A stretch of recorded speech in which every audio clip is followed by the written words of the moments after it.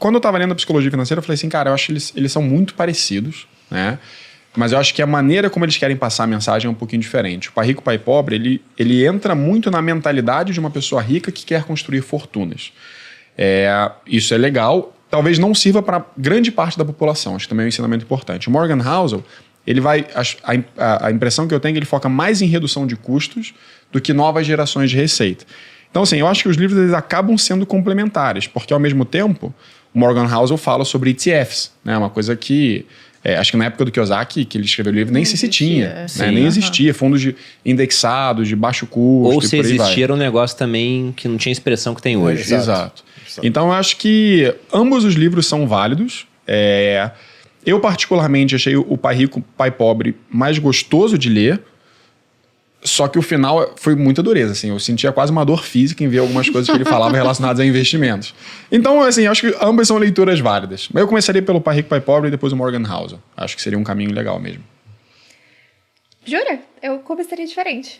Você não leria o Pai Rico, Pai Pobre? Respeito sua opinião, Felipe, mas acho um posicionamento burro. Pode continuar, Giovana. Depois que eu fiz esse prelúdio aqui. Isso é um meme, pra quem não sabe. Que eu e o Bruno a gente gosta bastante.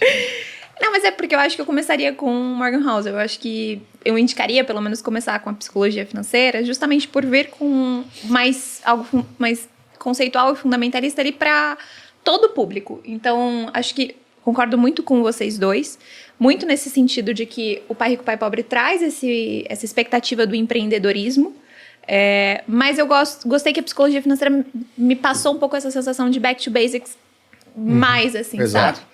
Do que o Pai Rico, Pai Pobre. Então, por isso, só esse ponto que eu discordaria para começar com a Psicologia Financeira, além de ser mais atual também. Então, acho que quando você lê o Pai Rico, Pai Pobre sem ter qualquer tipo de bagagem, corre o risco de você se enviesar por um desses pontos que o Kiyosaki levanta e que talvez a gente não concorde tanto mais hoje em dia. E a Psicologia Financeira a gente tem pontos mais convergentes, eu diria. Eu diria que a Giovana é muito sensata porque ela concorda com o que eu vou falar aqui.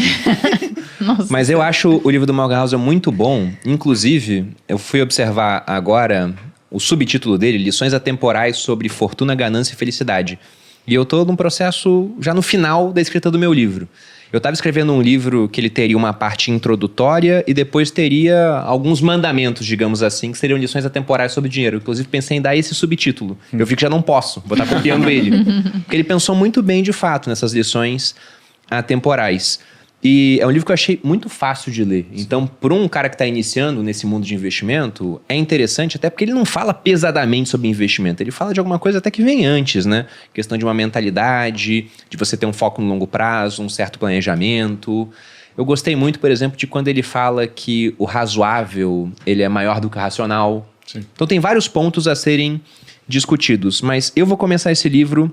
E aí eu deixo o gancho com vocês, falando sobre a história de dois camaradas, Richard Fusconi e do Ronald James Reed. Então, para quem não leu esse livro, logo no começo, ele fala sobre a história de um cara que você pode buscar aí na Wikipedia, que ele era um frentista, um faxineiro e um investidor e filantropo. Porque ao falecer, com mais de 90 anos, deixou uma herança de 8 milhões, 2 para os seus parentes e 6 milhões ele doou para o hospital, para a biblioteca local. E esse cara, ele não foi rico durante a vida, ele não era herdeiro, ele trabalhou ganhando razoavelmente pouco até, né? Perto de outras pessoas no mercado americano.